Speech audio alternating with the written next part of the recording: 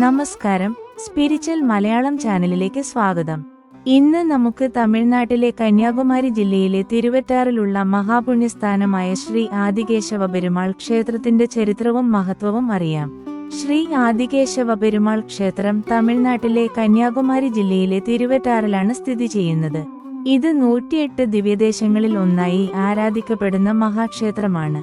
ഭക്തജനങ്ങൾ വിശ്വസിക്കുന്നത് തിരുവനന്തപുരത്തെ ശ്രീപത്മനാഭസ്വാമി ക്ഷേത്രത്തിന്റെ പ്രാചീന രൂപമാണ് തിരുവറ്റാർ ക്ഷേത്രമെന്നാണ്. പുരാണങ്ങൾ പ്രകാരം മഹാവിഷ്ണു ഇവിടെ ആദികേശവ രൂപത്തിൽ അനന്തശയനത്തിൽ വിശ്രമിക്കുന്നു. അസുരനായ കേശിയെ മഹാവിഷ്ണു ഇവിടെ തന്നെ സംഹരിച്ചു. അതിനുശേഷം കേശവൻ എന്ന നാമം ലഭിച്ചു എന്നാണ് വിശ്വാസം. നാരദൻ മഹർഷി ഉൾപ്പെടെ അനേകം സന്യാസിമാർ ഇവിടുത്തെ മഹത്വം പാടി. ക്ഷേത്രം ദ്രാവിഡ കേരള ശൈലിയുടെ മനോഹരമായ സമന്വയമാണ്.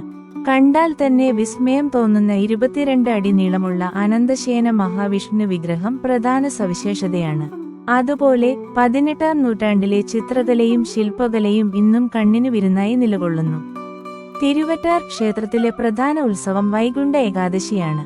അതിനൊപ്പം വലിയ തിരുവുത്സവം, തിരുവോണം, വിഷു തുടങ്ങിയ ദിവസങ്ങളിലും ഭക്തജനങ്ങളുടെ ഒഴുക്കാണ് ഇവിടെ കാണപ്പെടുന്നത്. ശ്രീ ആദികേശവ പെരുമാൾ ക്ഷേത്രം വിശ്വാസത്തിന്റെയും ചരിത്രത്തിന്റെയും കലാപാരമ്പര്യത്തിന്റെയും മഹത്തായ പ്രതീകമാണ്.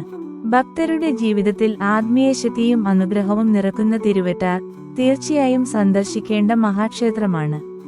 ശ്രീ ആദികേശവ പെരുമാൾ ക്ഷേത്രം ക്ഷേത്രചരിത്രവും ആത്മീയ വൈഭവവും ഒത്തുചേരുന്ന അപൂർവ ദൈവിക കേന്ദ്രമാണ്. ഈ ദിവ്യസ്ഥലത്തെക്കുറിച്ച് കൂടുതൽ അറിയാൻ നിങ്ങൾക്ക് ഇഷ്ടമായെങ്കിൽ ലൈക്കും ഷെയറും ചെയ്യാനും ചാനൽ സബ്സ്ക്രൈബ് ചെയ്യാനും മറക്കല്ലേ. വീണ്ടും കാണാം. നന്ദി.